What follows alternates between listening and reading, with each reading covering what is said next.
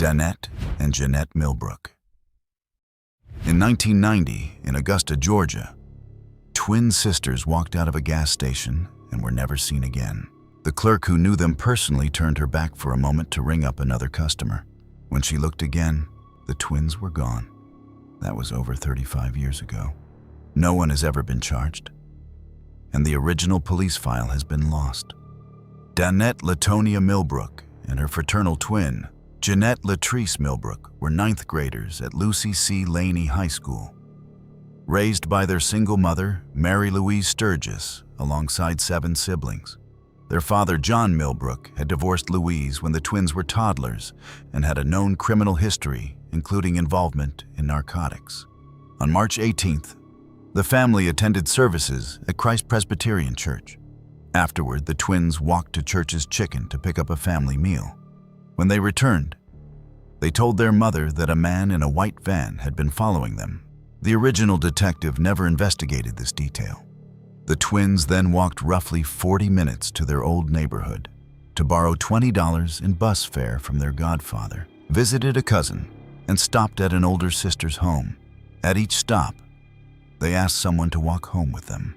Their family later described this behavior as highly unusual and possibly driven by fear. Something had already unsettled them before they ever reached that gas station. Their last confirmed sighting was at approximately 4:30 that afternoon at the Pump and Shop gas station at 12th Street and Martin Luther King Jr. Boulevard. Clerk Gloria, who knew both girls personally, sold them snacks and noticed an unidentified vehicle parked outside. She turned to ring up another customer. When she looked back, the twins were gone. When Louise called the Richmond County Sheriff's Office that evening, she was told she had to wait 24 hours.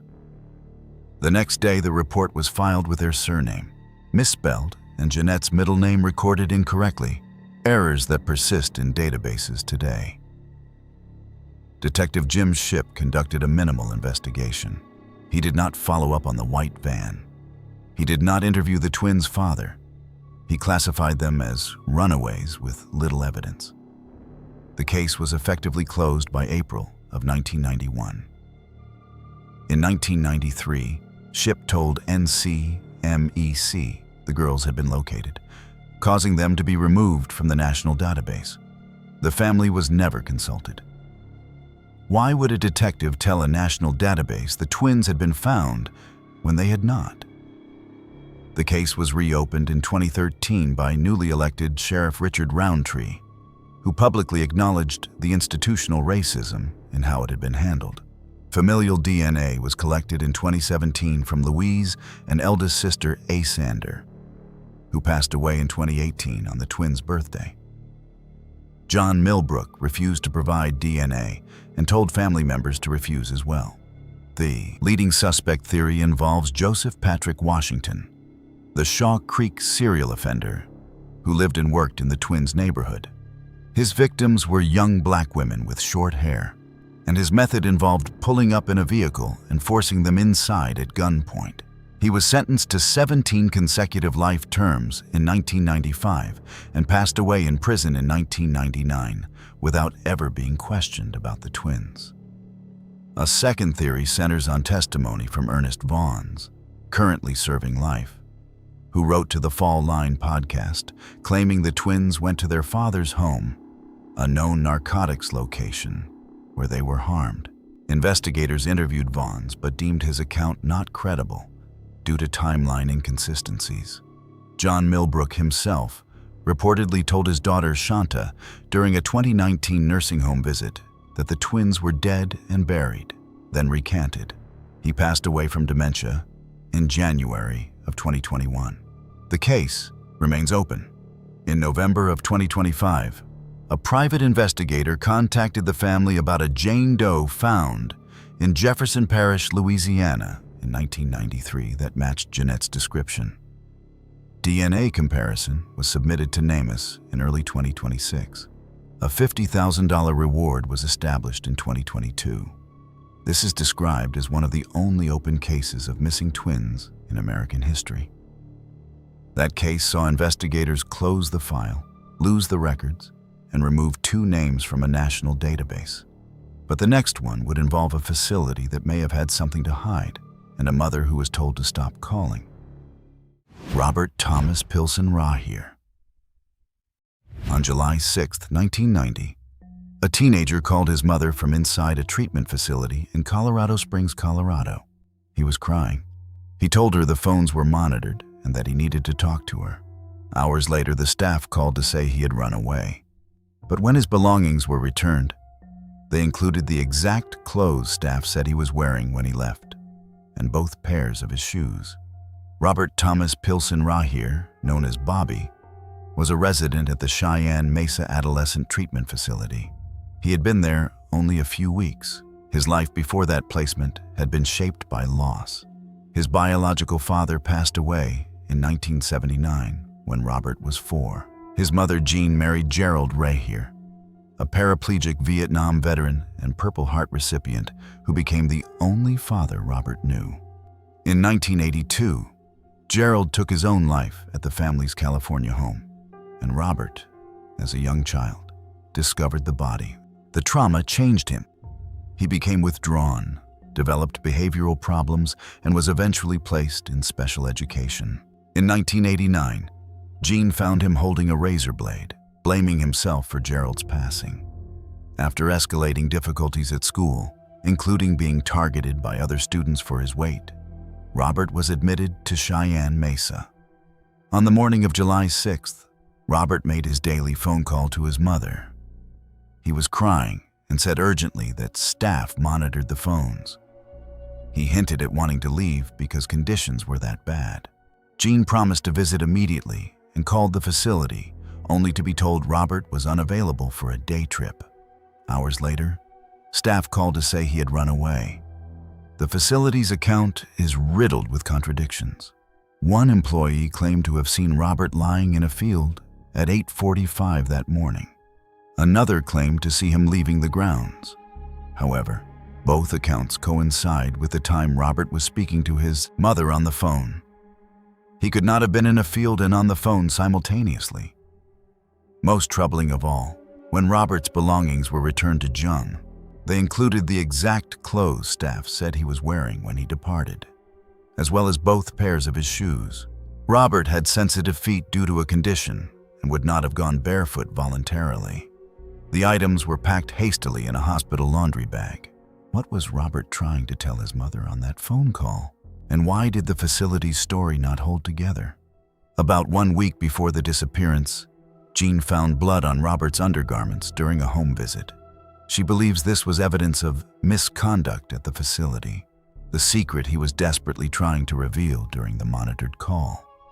The Colorado Springs Police Department initially classified Robert as a runaway, later reclassifying him as endangered missing. The investigation appears to have been minimal. A FOIA request by the Unresolved podcast was denied after sitting in the system for nearly a year. Cheyenne Mesa told Jean to stop calling after 3 days and threatened her with harassment charges. The facility closed in 1997, citing financial insolvency. Robert's mother, Jean Catherine Langness, passed away in 2022 in Hoxie, Kansas, listing Robert Rahir of Colorado Springs as a surviving child in her obituary. She spent 32 years looking for her son. She never stopped believing he was alive. She never stopped asking questions. And the facility that was supposed to care for him never provided a single credible answer about what happened inside its walls. DNA and dental records are on file with NamUs, and NCMEC CSPD cold case detectives stated in 2023 they are still actively working the case. No suspects have been named. No reward has been announced. No trace of Robert has been found in 35 years. The clothes he was supposedly wearing when he left were in his bag. Both pairs of his shoes were in his bag. And the phones were monitored. The case remains open. That case involved a facility that shut its doors and a mother who was silenced. But the next one would involve a student who vanished in broad daylight between 2 schools in one of the most populated neighborhoods in New York City. Tiffany Madiah Dixon. On October 10, 1991, A seventh grader walked her younger brother to his elementary school classroom in the Carroll Gardens section of Brooklyn, New York, then started walking the 3 or 4 blocks to her own school. She never arrived. She vanished in broad daylight, in a heavily populated neighborhood, and no one saw what happened. Tiffany Madia Dixon was an honors student at JHS 142 on Henry Street. She had been admitted to a magnet program, dreamed of becoming a scientist, and was described by school officials as very responsible, studious, and attentive. She lived with her legal guardian, her Aunt Norma Delgado, on Hart Street in Bushwick, along with her 2 younger brothers. Every school morning, Tiffany and her 8-year-old brother Israel took 2 buses from Bushwick to Carroll Gardens. Tiffany would walk Israel to his classroom at Carroll Elementary, then walk the short distance to JHS 142. On that October morning, she was last confirmed seen at approximately 7:30 departing Carroll Elementary. She was reportedly spotted near her school at 8 that morning, but never entered the building. She was wearing baggy blue pants, a white blouse, a black sweater, and black Nike sneakers. After school that day, Israel was brought home by another parent's friend, completely out of the ordinary, as Tiffany always picked him up. Delgado immediately reported her missing to the NYPD. How does someone vanish between 2 schools in the middle of the morning in one of the most densely populated cities on the planet? Police initially treated Tiffany as a runaway and took 1 week to release news of her disappearance. In a city of 8 million people, where someone could have seen something, the delay was devastating. Authorities received very few leads. No dental records, fingerprints, or DNA are on file in NamUs, a critical barrier to resolution that persists to this day. Without biological samples in the system, Tiffany cannot be matched against unidentified remains anywhere in the country. Her case exists in a kind of forensic limbo. Tiffany's mother, Iris Franco, passed away from illness approximately 2 months after the disappearance. Her father passed away from the same illness shortly after that. Within a matter of months, Tiffany had lost both parents, and the investigation had barely begun. The family that remained had limited resources and limited ability to push for answers in a system that had already classified Tiffany as a runaway and moved on. The case sat dormant for over 3 decades. Then, in July of 2023, after the arrest of Rex Heuermann for the Gilgo Beach cases, circumstantial geographic connections emerged that put Tiffany's name back in headlines. In 1991, Heuermann lived on Carroll Street in Park Slope, which leads directly into Carroll Gardens, where Tiffany vanished. 8 months after her disappearance, he filed building permits for work at 689 Hart Street in Bushwick, approximately 600 feet from Tiffany's home. Court documents revealed disturbing search history on his devices involving young people. However, Heuermann has not been named a suspect by law enforcement, and as of March 2026, he is expected to plead guilty to 7 cases involving adult victims. A different victim profile entirely. The case remains open and unsolved. NCMEC has age-progressed Tiffany to show what she might look like today. No reward has been publicly announced. No arrests have been made. No DNA is on file. The 3 or 4 blocks between Carroll Elementary and JHS 142 are still there, still busy, still populated with morning foot traffic. Thousands of students have walked that same route in the 35 years since Tiffany disappeared. Somebody in Carroll Gardens may have seen something that October morning. Somebody may still remember. And Tiffany Madia Dixon, the honor student who dreamed of becoming a scientist, is still missing. Her Aunt Norma Delgado and her younger brothers were left to carry the weight of her absence. Israel, who was walked to school by his sister every morning and picked up by her every afternoon, lost that routine in a single day. He went from having a sister who never missed a pickup to being brought home by a stranger. That break in the pattern was the first sign that something was deeply wrong, and it remains one of the only concrete facts investigators have about the morning Tiffany vanished. That case unfolded in the middle of a crowded city with no answers. But the next one would take place in the opposite setting entirely, a rural gathering in Mississippi where two toddlers disappeared at the same time from the same stretch of road. Lemoyne Jordan Allen and Crinice Marie Jones. On May 10, 1992, Mother's Day, two toddlers vanished from a family gathering near a grocery store roughly 4 miles east of Woodville, Mississippi. The two children were unrelated and had never met before that day. They disappeared at the same time from the same location, and neither has ever been found. Lemoyne Jordan Allen was 2 years old. Crinice Marie Jones was 3. Their families were connected through Lemoyne's unofficial guardian, Glenn Edwards, whose uncle Tyrone was dating Crinice's mother, Carla Russell. The two toddlers had never been in the same place before that Sunday. They were brought together by coincidence, by family ties that stretched between Louisiana and Mississippi, by a holiday gathering that was supposed to be about gratitude and togetherness. After morning church in Edgard, Louisiana, the families traveled roughly 2 to 3 hours to Woodville for a second Mother's Day church program. Afterward, they gathered at properties owned by the family of Leola Jackson along a narrow road off Highway 24. It was a gathering of approximately 20 people with food, music, and games. In the warm Mississippi afternoon, children played between houses while adults socialized. Lemoyne and Crinice were last seen playing near the Jimmy Jackson grocery store at approximately 4 that afternoon by a passing motorist. No one at the gathering reported seeing anything unusual before realizing the children were gone. When adults realized both children were missing simultaneously, they searched every property, under a nearby school bus, and door to door through the surrounding area. The gathering was in a rural stretch of Wilkinson County, Mississippi, surrounded by dense woods and open farmland. There were limited roads in and out, and the area was not the kind of place that saw heavy traffic. Scent tracking dogs indicated both children's trails ended at the road in front of the store, strongly suggesting they were placed into a vehicle. The dogs did not pick up a trail leading into the woods or toward any of the surrounding properties. The scent stopped at the pavement.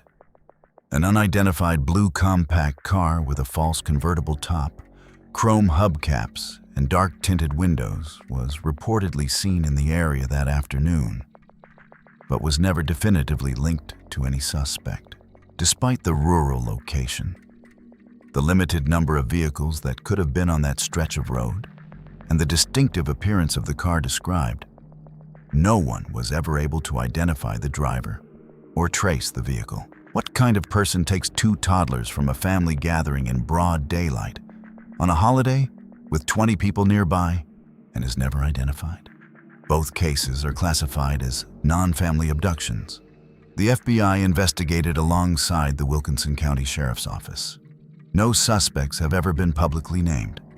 Crinice's older sister, Krishana Gardner, who was 11 at the time and one of the last people to see Crinice, was never questioned by police. This is a detail that still troubles the family. 2 subsequent leads offered brief moments of hope. A 1999 letter from a woman in Buffalo claiming to have Crinice, and a 2012 identification of a young woman named Brittany in Texas. Both resulted in negative DNA matches. Each time, the family prepared themselves for an answer. And each time, the door closed again. The cases remain open and unsolved as of January 2026. NCMEC has age-progressed images of both children showing what they might look like today. Krishana has taken a DNA test through Ancestry, hoping that one day Crinice will appear as a match. Lemoyne's family has never stopped searching either. More than 30 years have passed, and the narrow road in front of that grocery store in Wilkinson County still holds whatever secret was driven away from it on Mother's Day, 1992. 2 families went to church that morning. Neither one came home whole. 2 toddlers taken from the same road on the same afternoon. But the next case would leave behind something even more unsettling. A trail of blood inside a home, a mailed pair of glasses, and a hurricane that washed away every scent trail investigators had. Lee Marine Aki. On August 27, 1992, a mother left her home at 105 Honey Locust Drive in Tupelo, Mississippi, and went to work.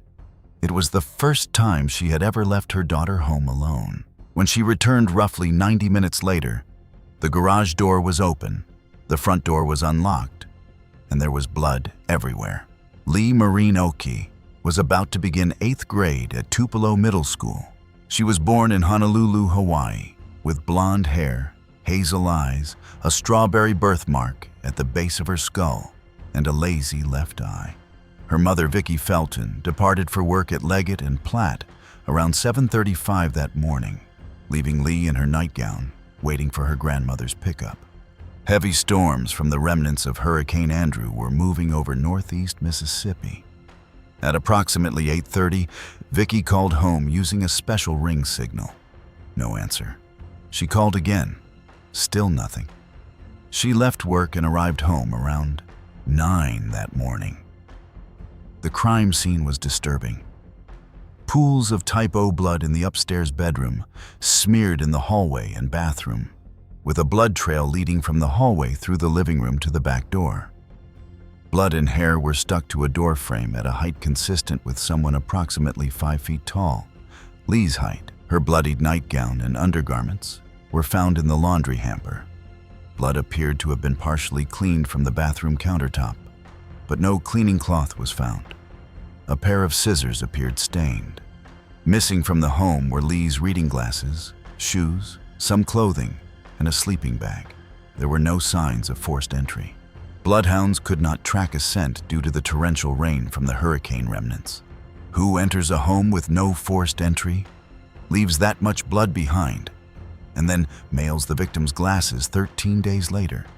13 days after the disappearance, Lee's reading glasses were mailed to the home in a package addressed to B. Yarborough, her stepfather Barney Yarborough, with the street misspelled as Honey Locust.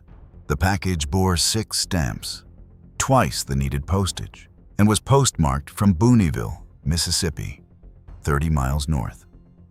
The stamps had been moistened with water rather than saliva, yielding no DNA. The sender was never identified. The strongest person of interest is Oscar McKinley Kearns, a Sunday school teacher at the church both Lee and Vicki attended. Kearns lived about 1 mile from Lee's home, knew her personally, and also rode horses at the same stable. He was familiar with the family's routine and would have known when Lee was home. 9 months after Lee's disappearance, he took a student from the same church and harmed her. After serving less than 4 years for that offense, he took a married couple captive and harmed the wife in 1999. The pattern of escalating behavior was documented and clear. Yet Kearns always refused to be interviewed or take a polygraph about Lee and passed away in May of 2021 without ever speaking to police about the case. He was never charged. He was never compelled to answer a single question. Lee's mother, Vicki, failed all 3 polygraph examinations, 1 by local police and 2 by the FBI, but has never been named as a formal suspect. Her father, Donald, stationed in Virginia at the time, and stepfather Barney both passed their polygraphs and were cleared. In October of 2024, Lee was declared legally dead. Then, on January 29, 2025, the Mississippi Bureau of Investigation, the FBI, and the Tupelo Police Department conducted a major targeted search near Honey Locust Drive. Using ground-penetrating radar, K-9 units, a backhoe, and Mississippi State University's forensic anthropology team. In May of 2025, the forensic anthropologist stated that investigators still believe Lee's body remains on the property where she once lived. The case remains open with DNA on file. That case left behind blood, mailed glasses, and a suspect who refused to speak until the day he passed. If you've made it this far and enjoyed deep dives into the most shocking criminal cases, hit that subscribe button and don't forget to press the bell icon. But the next one would involve a missed bus, a long walk in the dark, and clothing found disturbingly close to where two other girls had already been found. Misty Donacopsey. On September 17, 1992, a teenager attended the Puyallup Fair in Washington State with her best friend. She missed the last bus home. After failing to arrange a ride, she apparently decided to walk the 8 miles back to Spanaway in the dark. She was last seen at approximately 10 that night, walking along Meridian Avenue with her head down, crying. She was never seen again. Misty Donacopsey was an excellent student who played softball, basketball, and volleyball, with no history of runaway behavior. She was biracial, white and Cowlitz tribe from Spanaway, Washington. Her mother, Diana, dropped her and best friend Trina Bavard at the fair around 3 that afternoon. They were supposed to catch the 8:40 bus home, but missed it. After missing the bus, Trina and Misty tried to arrange a ride through an older acquaintance named Reuben Schmidt, who was 18 at the time, but he claimed he did not have gas. Trina was then picked up by her own boyfriend. Misty was left stranded. At approximately 9:20, a bus driver told her no more buses ran to Spanaway that night. Misty apparently decided to walk. 2 witnesses saw her at approximately 10 that evening, walking along Meridian Avenue with her head down and crying. Police catastrophically mishandled the case from the start. They classified Misty as a runaway, then based on a flimsy claim from a classmate who barely knew her, falsely told the media she had been found and closed the case. It took 5 months before police even interviewed the last people to see her. How does a police department tell the public a missing person has been found when she has not? In February of 1993, a private search party found Misty's undergarments, jeans, shoes, and 1 sock in a ditch near Highway 410 and Waco Road. The police did not find these items. Volunteers did. The location was chillingly close to where the bodies of 2 other girls had previously been found: Kimberly DeLange, who disappeared in 1988, and Anna Chebetnoy, who disappeared in 1990. Each disappearance was separated by exactly 2 years and 1 month. The geographic overlap raised the possibility of a serial predator working the same corridor, but no official connection between the 3 cases was ever established by law enforcement. In 2009, DNA testing on Misty's genes found genetic material belonging to an unidentified male, never matched to any suspect in any database. The primary person of interest remains Reuben Schmidt, whose roommate contradicted his alibi by saying Schmidt left the house shortly after his call with Misty that evening. Schmidt claimed lifelong blackouts and told multiple people he knew where Misty's body was, allegedly on his grandmother's farm near Enumclaw, approximately 6 miles from where her clothes were found. He made these statements to more than 1 person over the years, and yet no formal charges were ever brought. In the 2025 Investigation Discovery podcast, Who Took Misty Copsey?, Trina Bavard publicly stated for the first time that she believes Schmidt was responsible. It was the first time Misty's best friend, the last person to see her before she was stranded, said it out loud in a public forum. Investigators searched the former Schmidt family farm, examining coal mine shafts and an old septic tank. Puyallup PD. Captain Jason Visna was described as tight-lipped, not wanting to jeopardize future convictions, a statement that suggested the investigation may be closer to a resolution than the public realizes. Misty was declared legally dead in 2000. Her mother, Diana, who spent nearly 3 decades looking for her daughter and fighting a police department that had falsely told the public the case was resolved, passed away in February of 2020 without ever receiving an answer. Her half-brother, Colton Smith, continues advocacy on her behalf. The clothing found in that ditch near Highway 410 has never been explained. The male DNA on her jeans has never been matched. And the person of interest who told people he knew where she was buried has never been charged. The case remains open. That case had a suspect who claimed blackouts and told people he knew where the body was. But the next one would produce the most significant DNA breakthrough in recent missing child history, naming a suspect 29 years after a girl was taken from a baseball field. Morgan Nick. On June 9, 1995, a young girl attended a Little League game with her mother at Wofford Baseball Field in Alma, Arkansas.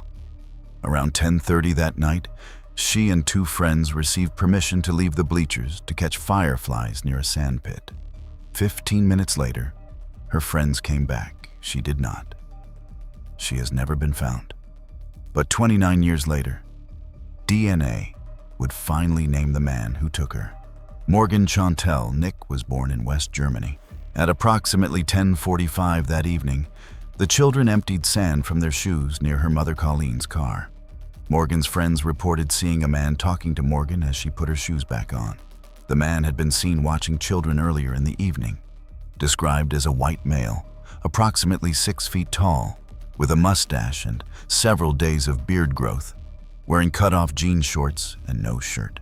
A red Ford pickup truck with a white camper shell left the parking lot. Approximately the same time, Morgan vanished. A home video from the game captured the truck on film. Over 10,000 leads were investigated across nearly 3 decades. The case consumed the resources of local, state, and federal agencies. 2 other attempted abductions occurred within 24 hours of Morgan's disappearance in nearby Alma and Fort Smith, believed linked to the same suspect. The pattern suggested someone who was operating in the area and escalating. In August of 1995, a man named Billy Jack Lynx was arrested for attempting to lure a student at a Van Buren Sonic parking lot using his red truck, just 8 miles from the ball field. He was questioned about Morgan, but denied involvement and appeared truthful to investigators at the time. The lead went cold. For 24 years, his name sat in the file without further action. How did a man get questioned, cleared, and then slip through the cracks for nearly 3 decades? In July of 2019, retired Captain Brett Hartley reinvestigated and rediscovered the Lynx connection. It was a lead that had been sitting in the file for over 2 decades. In 2020, the FBI located Lynx's red pickup truck, which had been sold multiple times over the years and changed hands across multiple states. Agents vacuumed evidence from the interior of the vehicle and recovered blonde hair, trace blood, and a blue-green cotton fiber consistent with the Girl Scout shirt Morgan was wearing the night she vanished. The hair was sent to Othram Labs in December of 2023. Using forensic-grade genome sequencing, a technique capable of extracting usable DNA from rootless hair, Othram developed a profile. The results, returned on September 27, 2024, confirmed a first-degree familial relationship between the hair and Colleen Nick's reference DNA. Since no member of the Nick family had ever known Billy Jack Lynx, had ever been inside his truck, or had ever been to his home, the hair could only belong to Morgan. It was the breakthrough the family had waited 29 years to hear. On October 1st, 2024, Alma Police Chief Jeff Pointer officially named Billy Jack Lynx as the suspect. Lynx had prior convictions, including harming a young person repeatedly over 9 months. He passed away in prison in 2000 at age 75 before ever being charged in connection with Morgan. He took whatever he knew to his grave. The $60,000 FBI reward remains active for information about what happened to Morgan and whether Lynx had accomplices, because investigators believe he may not have acted alone. The 30th anniversary on June 9, 2025, was marked by the Arkansas State Capitol being lit in pink. Colleen Nick founded the Morgan Nick Foundation in 1996, which has educated over 850,000 young people on personal safety and helped establish Arkansas's Amber Alert system. She turned the worst night of her life into a mission that has protected hundreds of thousands of families. Morgan has never been found, but the search has never stopped. That case finally got a name after 29 years. But the next one involves a young person whose disappearance was not reported for 9 years because the people responsible for his safety were the ones who made him vanish. Adam Joseph Herman. In the spring or summer of 1999, a young person disappeared from Pine Ridge Mobile Home Park in Towanda, Butler County, Kansas. His disappearance was not reported until December 5, 2008, 9 years later. The people who should have reported it were the same people investigators believe are responsible. Adam Joseph Herman was born as Irvin Sylvester Grunninger III in Wichita, Kansas. He was placed in foster care with Douglas and Valerie Herman when he was approximately 2 years old and was later formally adopted. The Hermans lost their foster care license around 1990 after an investigation. Adam suffered escalating harm in the home, locked in the bathroom, made to sleep in the bathtub, denied food, beaten with a belt. Their biological son, Justin, later testified that Valerie would punch him, pull his hair, use wooden spoons, lock him in the bathroom, and make him do housework all day long. Authority investigated twice, in 1996 and 1998. Both times, Adam was returned to the home. In February of 1998, after the second school report, the Hermans withdrew Adam from school and claimed to homeschool him, effectively cutting off his last connection to mandatory reporters. Kansas does not inspect homeschools. He was isolated entirely. The Hermans claimed Adam ran away after being disciplined and said they feared reporting it because they might lose their other children. They told family members various stories, that he had been placed in a state facility, that he was returned to state care. They continued collecting adoption subsidies of approximately $700 per month until Adam's 18th birthday. They listed him as a dependent on 2002 bankruptcy filings and 2003 divorce documents. Total fraudulent benefits exceeded $50,000. How does a young person disappear from a home and the people collecting money in his name never once report him missing? The case was finally uncovered when Adam's adoptive sister, Crystal Espinosa, contacted authorities in December of 2008 after learning that the state believed Adam had lived with the Hermans until adulthood, which she knew was false. It was Crystal who blew the whistle on the entire cover-up. Without her, Adam's name might never have entered the system at all. Investigators conducted extensive searches. The Towanda mobile home lot, the Hermans' Derby home, and along the Whitewater River using cadaver dogs and forensic anthropologists. A shed and concrete pad that had been installed on the mobile home lot during the summer of 1999, the same period Adam vanished, were removed and the ground beneath them excavated. No remains were found. Every lead hit a wall. The physical evidence that might have existed in 1999 had been built over, paved over, or discarded by the time anyone thought to look. Both Doug and Valerie were publicly named as suspects by the Butler County attorney, who suggested the case could result in first-degree felony charges. But the evidence needed to file those charges, a body, a witness, a confession, never materialized. Both pled guilty to felony theft for the subsidy fraud.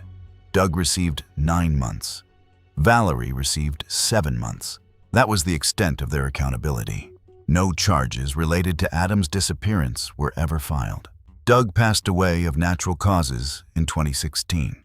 Valerie, reportedly in poor health, has never been charged with anything beyond the theft. A $100,000 reward from anonymous donors, posted between 2013 and 2014, stands for information leading to an arrest and conviction. Adam is listed on the FBI's VICAP missing persons database. A 2020 Twitter hoax by Stephen Chadwick Smith claiming to be Adam was quickly debunked by the Butler County Sheriff. The case remains open. Crystal Espinosa, the sister who blew the whistle, continues to advocate for answers. She is the reason anyone knows Adam's name at all. That case exposed a system that failed at every level, from foster care to law enforcement to the state itself. But the next one would happen in 90 seconds, in a quiet suburban neighborhood, with a bicycle wheel still spinning in the street. Mikkel Diane Biggs.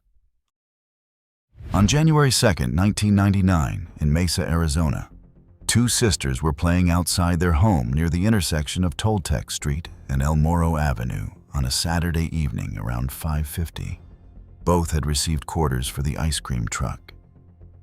The younger sister went inside through the back door.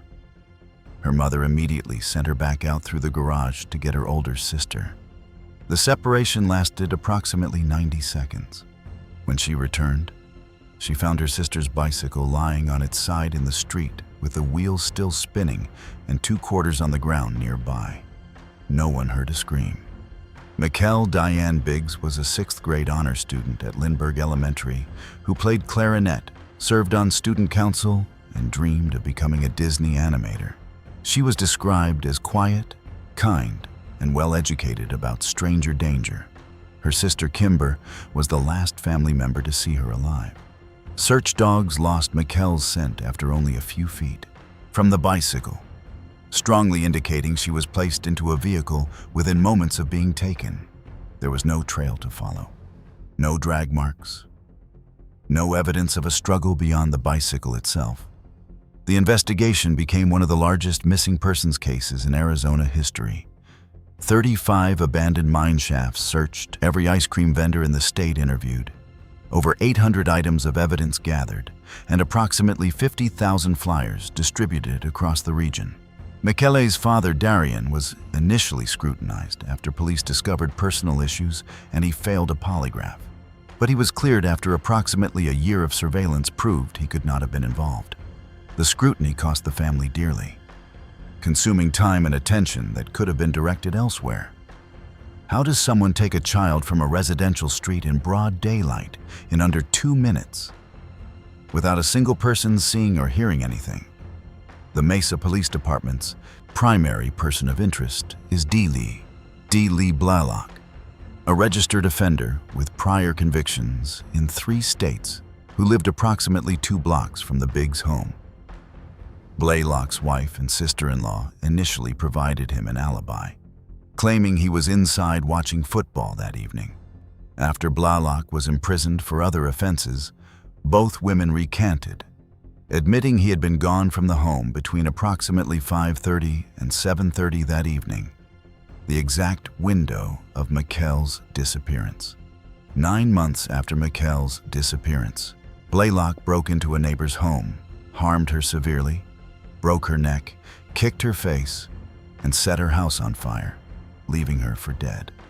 The neighbor, Susan Quinnett, survived and, from the ambulance, accused Blaylock of taking Mikkel. He was convicted on 7 felony counts and sentenced to 187.5 years in prison with a projected release date of July 7th, 2175. He will never leave prison. He allegedly made a jailhouse confession regarding Mikkel, but has otherwise denied involvement. In January of 2024, for the first time publicly, Mesa PD Detective Paul Sipe stated that Blaylock had been drinking in his garage, left his house shortly before the incident, observed Mikkel alone, and acted on opportunity. It was the most direct statement law enforcement had ever made about the case. A documentary titled Missing Mikkel is in production as of 2026 by Feld Films, co-produced by Mikkel's sister Kimber, who now works as an associate with the Amber Alert Training and Technical Assistance Program. Kimber was the last person to see her sister that evening. She has turned that moment into a career devoted to protecting other families from the same loss. No charges related to Mikkel have ever been filed against Blaylock. The case remains open and active. The bicycle, the spinning wheel, the 2 quarters on the ground. That is all that was left behind. That case had a suspect 2 blocks away, an alibi that fell apart, and a sentence that will outlast his natural life. But the final case on this list goes back even further, to a home where the harm was not hidden at all, and the one person who should have protected a young boy was the one who took him from the world entirely. Gary Ray Hose. In April of 1974, a young boy ran away from his home near Cave Creek and Greenway Roads in North Phoenix, Arizona. Police found him and returned him to his parents. Later that night, his older brother was awakened by voices and saw the boy standing by their mother in the living room, bruised from head to toe and bleeding. He never saw his brother again. The disappearance was not reported to police until January of 1994, 20 years later, when his twin brother finally came forward. Gary Ray Hose, along with his twin Jerry and older brother Guy, lived with their mother Charlene Hose and stepfather Walter Hose in conditions of extraordinary cruelty. A neighbor named Mary Fields recalled saving the boys from cribs filled with waste. The children were so deprived of food, they would consume anything to survive. Gary was routinely locked in a closet. Charlene once put Guy's hand through a furnace to discipline him. Multiple calls to police and child welfare from concerned neighbors went unanswered. The system failed these children at every turn. On April 30th, 1974, Gary ran away. Police located him and brought him back to the home. That evening, Guy woke up and saw Gary standing near Charlene in the living room. Gary was covered in injuries. The next morning, he was gone. Within days, the family abruptly moved in the middle of the night to a 3-acre desert parcel on North Maple Street near Maricopa. Charlene and Walter never returned to that property. The children were told to never mention Gary's name again. What happens when the people who are supposed to protect a child are the ones responsible for his disappearance, and the authorities who should intervene do nothing for 2 decades? For years, Guy was told Gary had been adopted by a family in Texas. A story later proved false by private investigator Michael Toth. In 1994, Jerry went to police and accused Charlene of being responsible for Gary's disappearance. Sheriff Joe Arpaio promised on camera to assign detectives. However, Charlene and Walter hired an attorney and were never questioned under oath. In 2015, the Maricopa County Sheriff's Office obtained search warrants for both the Phoenix home and the Maricopa property, using ground-penetrating radar and cadaver dogs. Only a small portion of the 3-acre property was searched due to the scope of the land. Nothing was found. When Guy brought a backhoe to dig on his own, targeting the septic tank area where he believed Gary might be buried, the lead detective arrived and threatened to arrest him for trespassing, as the property was still legally owned by Charlene. The brother who had spent his entire adult life trying to find Gary was told he would be handcuffed if he kept digging. During a lucid moment amid her Alzheimer's, Charlene reportedly admitted to one of her children that Gary was buried on the Maricopa property. That statement was never followed up on. With a formal search of the area, she indicated. Walter passed away from lung cancer in February of 2014. Charlene passed away on October 29, 2016. Neither was ever charged. Neither was ever formally questioned under oath about what happened to Gary. The 2 people who knew the truth took it with them. The Maricopa property passed to youngest son Jeff, and the family has been unable to compel a full excavation. The case remains open, but effectively deprioritized by the Maricopa County Sheriff's Office.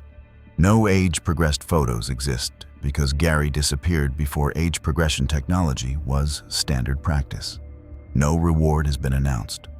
As of 2021, Gary has been ruled out as 13 unidentified individuals nationwide through NamUs, featured private investigator Mike Toth discussing the case and the failures that have defined it from the beginning. Guy Hose continues to advocate for a full search of the Maricopa property. He has never stopped looking for his brother. This was all from our side today. Thanks for watching. Click here to check out another video.